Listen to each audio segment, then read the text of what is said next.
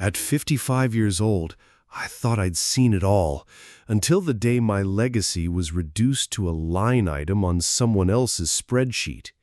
My name is Jonathan Carlisle, and for 17 years I led the Client Partnerships Division at Oak Ridge Fixtures, a commercial furniture supplier based in Atlanta. Oak Ridge wasn't just a workplace for me. It was where I'd poured everything I knew about trust, service, and long-term business. My gray-streaked hair and permanent laugh lines weren't signs of age. They were badges of a career spent showing up for clients and staff alike. But corporate doesn't value quiet consistency anymore. It values disruption. And in walked Evelyn Brooks, the new Chief Revenue Officer. Early 40s, MBA from Stanford, sharp suits and sharper cheekbones. I could tell from her first company-wide video call that she didn't see me. She saw a number. One morning, I was called into a glass-walled conference room. Evelyn sat across from me, her tablet open, her manicured nails clicking as she read aloud the new corporate strategy. "Jonathan, we're restructuring. Your package is outdated. Effective immediately, we're cutting base pay by 45%. Commissions will shift to a tiered model." I didn't flinch. I didn't argue. I didn't need to. While Evelyn stared at her tablet, confident I'd beg or plead, I simply stood up, buttoned my jacket, and offered my hand. "Thank you for the clarity," I said.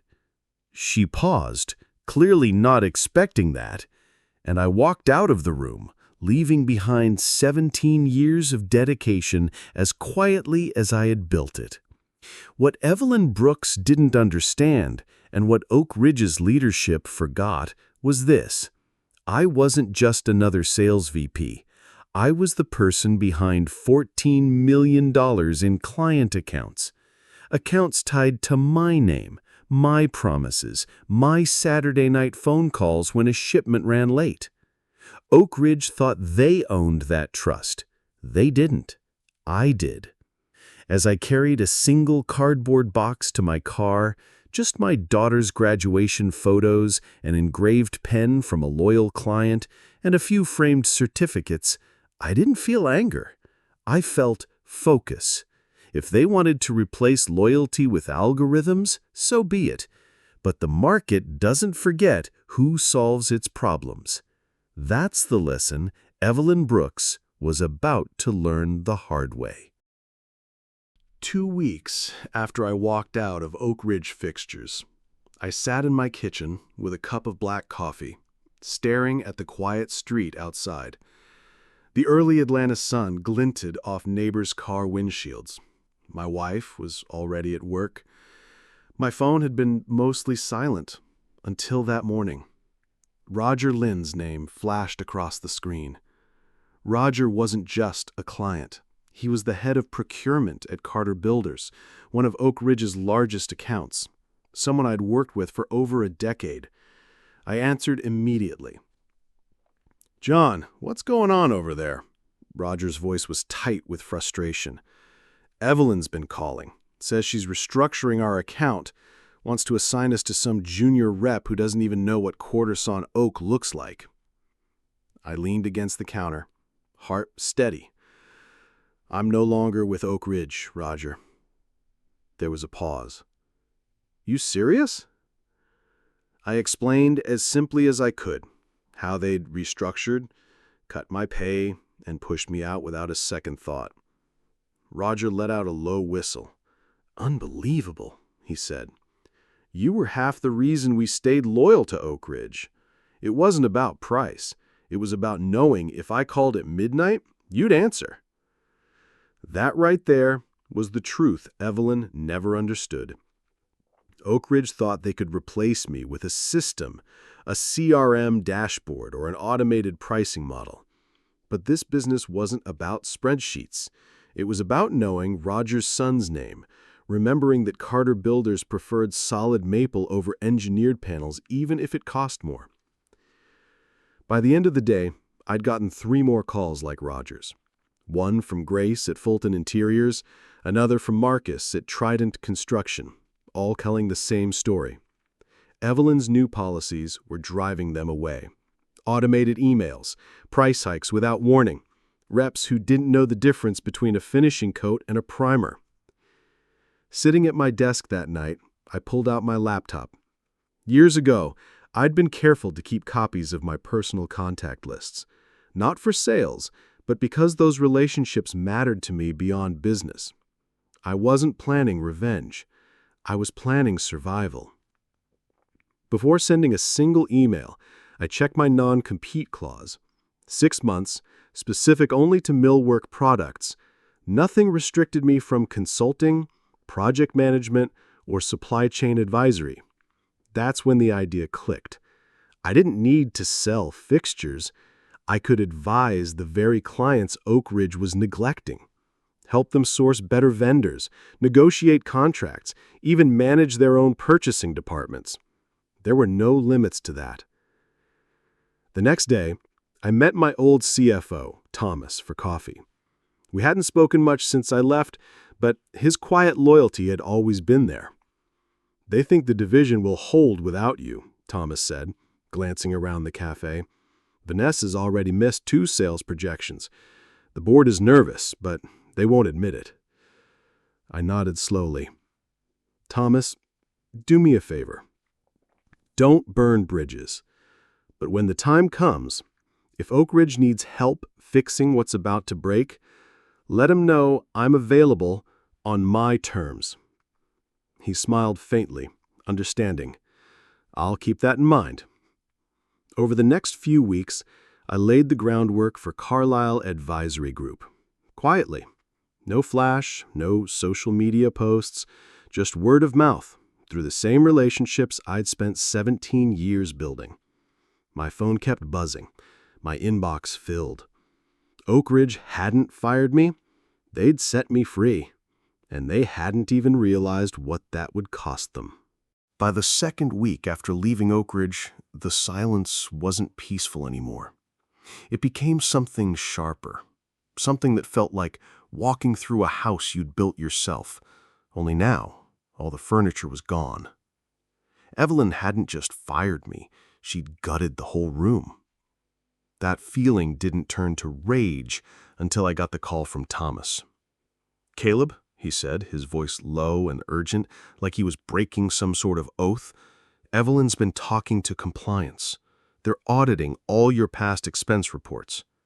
My jaw clenched so hard my teeth hurt. Auditing me?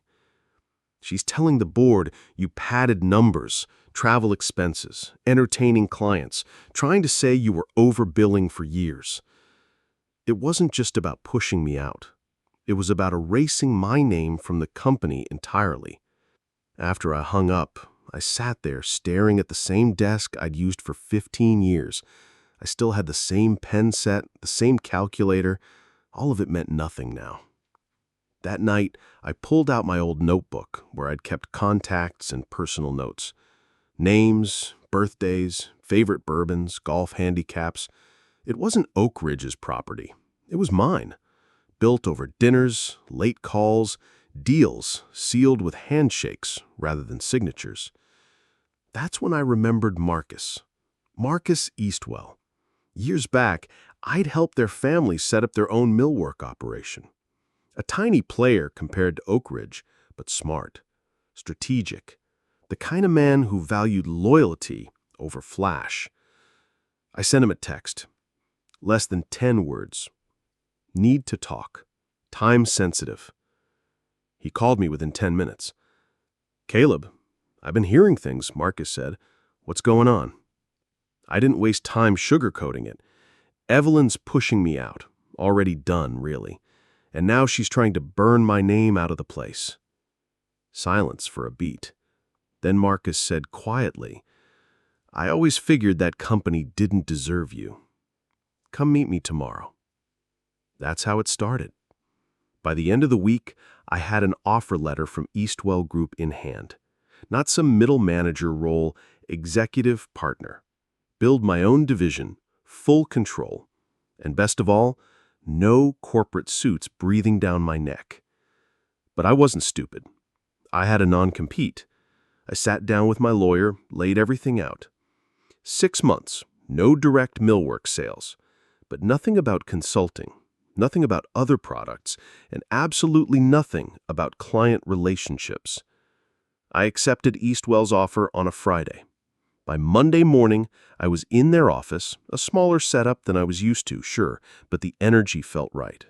No politics, just work. That same day, I made my first quiet move. I called Frank Donnelly from Weston Commercial. "Caleb," Frank said, his voice a low grumble, "about damn time." "About what?" "About you making a move. We've been waiting."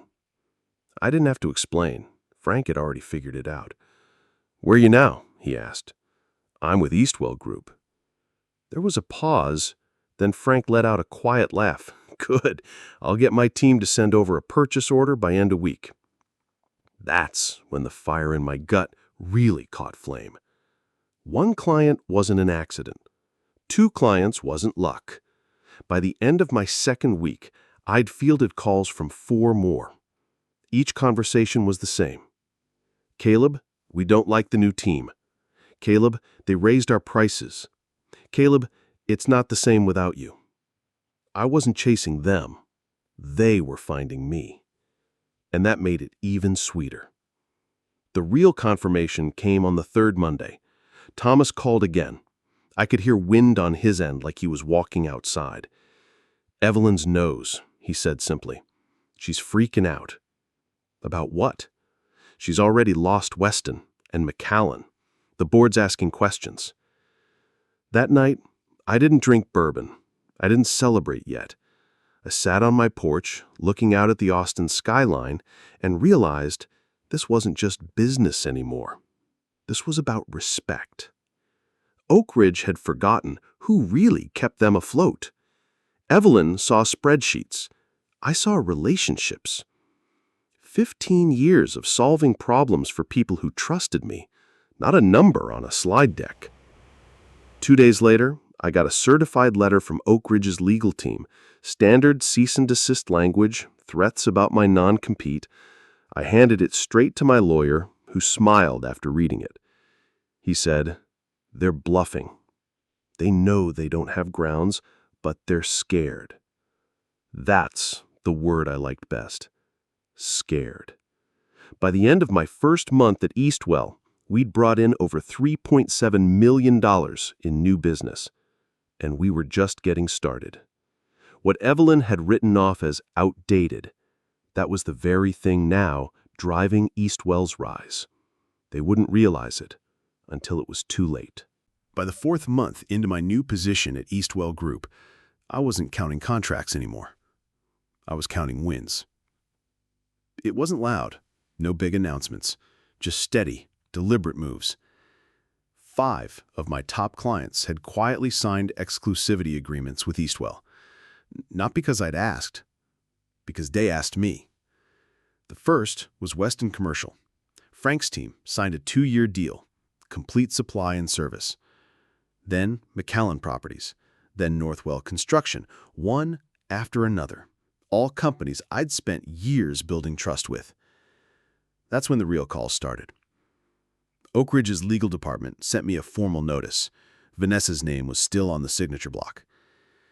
"Violation of non-compete terms," it said. "Cease and desist from further solicitation of Oak Ridge clients." I forwarded the letter to my lawyer. "You know what to do," I texted it alongside it. Later that afternoon, my phone buzzed. It was Blake, my attorney. "They're fishing, Caleb. Your non-compete applies strictly to commercial millwork in specific regions. What you're offering through Eastwell is outside scope. Plus, they never properly updated the non-compete language after Driftmore bought Oak Ridge."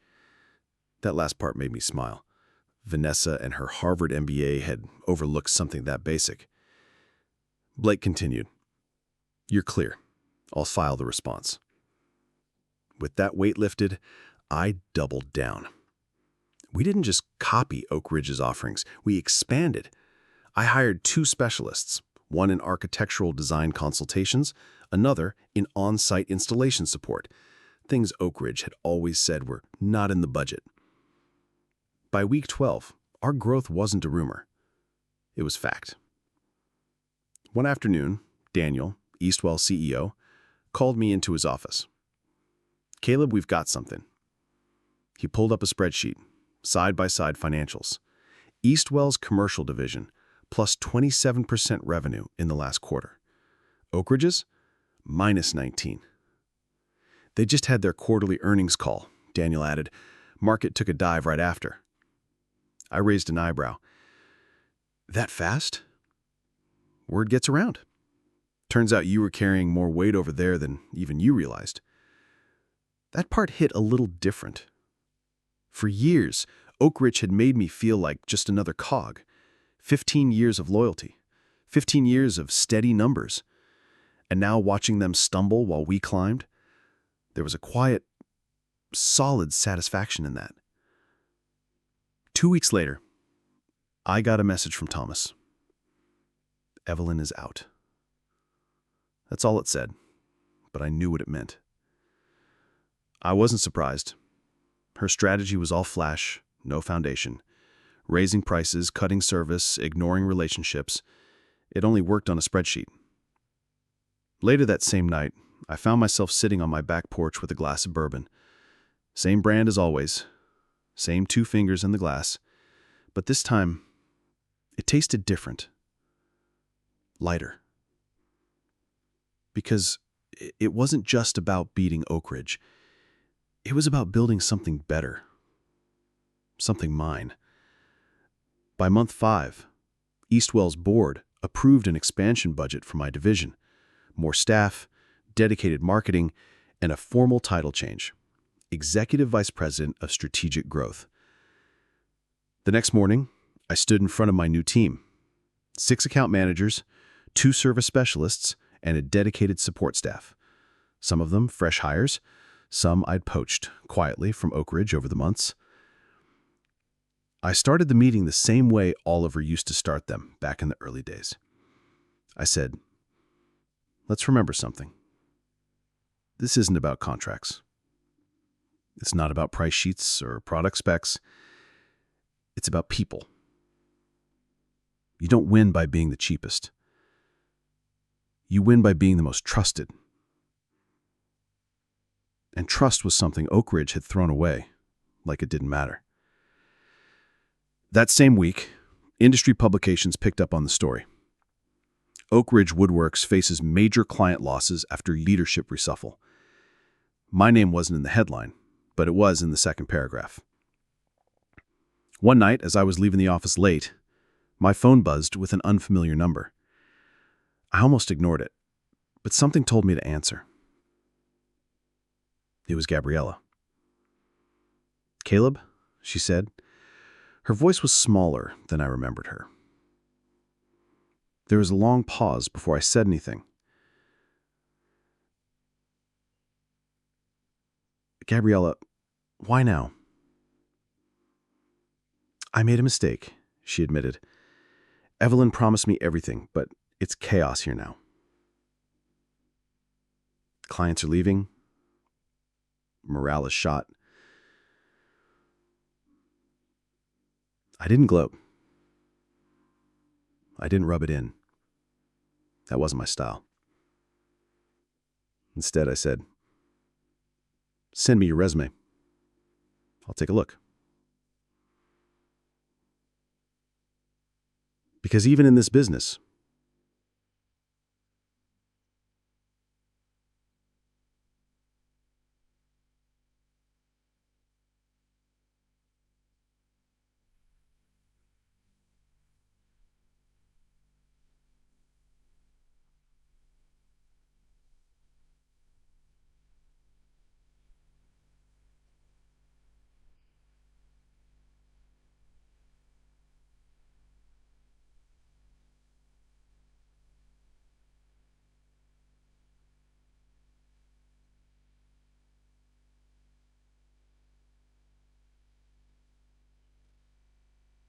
12 months had passed since I first stepped out of Oak Ridge's glass doors for the last time.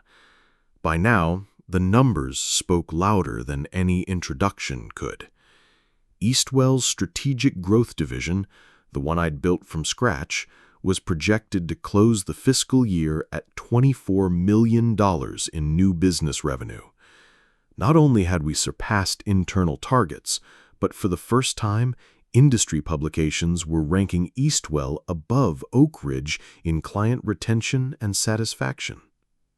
That afternoon, I found myself in the middle of the annual Austin Commercial Woodworks Expo. It wasn't my favorite kind of event, too much handshaking and small talk, but Eastwell had sponsored a booth, so I made the rounds. I was standing near our setup, answering a question from a young architect, when I felt someone step into my peripheral view. I turned. It was Evelyn. Gone was the pristine, tailored suit she'd worn when she first walked into Oak Ridge. Today, she wore a more muted gray jacket, her hair tied back plainly, no tablet or sleek laptop in hand, just a regular notepad and pen. "Caleb," she said quietly, "do you have a moment?" I considered brushing her off, but after everything, I was past anger. I nodded once and stepped aside from the booth. For a moment, neither of us spoke. I waited her out. She finally said, "I underestimated you. When Driftmore brought me in, I thought building relationships wasn't scalable, that numbers were all that mattered." I gave her a small, non-committal shrug. "The industry is saying you turned Eastwell into the leader overnight, that clients follow you, not brands." "That's not news to me." Evelyn exhaled slowly, her fingers tightening around her notepad. "I'm with Hamilton Group now, consulting.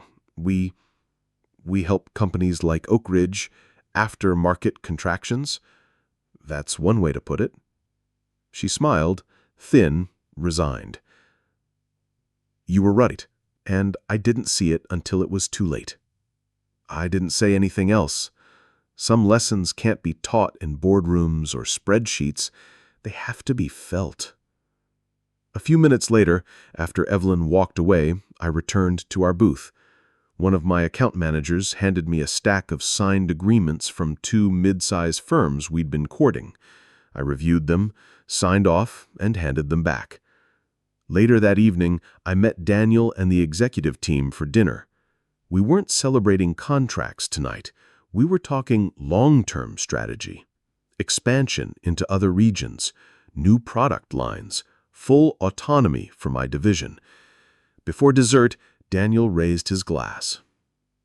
"To Caleb, for showing us that trust, not just metrics, builds empires." Everyone raised their glasses, but for me, it wasn't about the toast or even the new business. It was about finally seeing the proof, laid out so clearly, that 15 years of loyalty, quiet service, and consistent value couldn't be erased by one executive's opinion.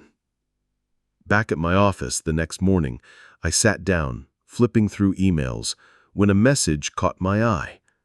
Subject: Industry Trends Case Study Inquiry. Sender: Evelyn Claymore. I deleted it without opening it, because for once, I wasn't building my success based on someone else's expectations. I was building it my way. And that was enough. That evening, I sat on my porch with a coffee in hand, looking out over the quiet street. For the first time in over a year, there was no anxiety in my chest, just a steady calm. My phone buzzed with a message from Alex, one of my former clients. "We just signed the biggest contract yet with Pinnacle. Glad we stuck with you." I smiled, not because of the deal, but because of the trust that message represented. It wasn't about revenge anymore. It wasn't about proving Vanessa or Trilok wrong. It was about building something real, again. this time on my terms. I thought back to that first meeting with Vanessa where she called me outdated. And now, my division at Pinnacle was thriving, my team was growing, and more importantly, we'd kept the same values that had defined my entire career: trust, service, relationships. One lesson stood out above all. People might undervalue you, underestimate you, or try to cut you out. But real worth isn't decided by a title or a percentage on a contract. It's decided by the people who count on you when things get hard and stick by you when things get better. I picked up the framed photo of my daughter from my desk, the same daughter who once asked me, "Dad, why do you work so late?" Now, she was a senior architect, and when she called that morning, she said, "I'm proud of you for sticking to what you believe." That was all the recognition I needed. So, if you're watching this and you've ever been told you're replaceable, outdated, or just another name on the spreadsheet, don't believe it. Relationships matter. Integrity matters. And when you stay true to those things, life has a way of circling back and giving you the recognition you deserve. Thank you for listening to my story. If you found value in it, please leave a comment below sharing your own experiences. Don't forget to like and subscribe for more true stories like this one. Your support helps keep these lessons alive for others.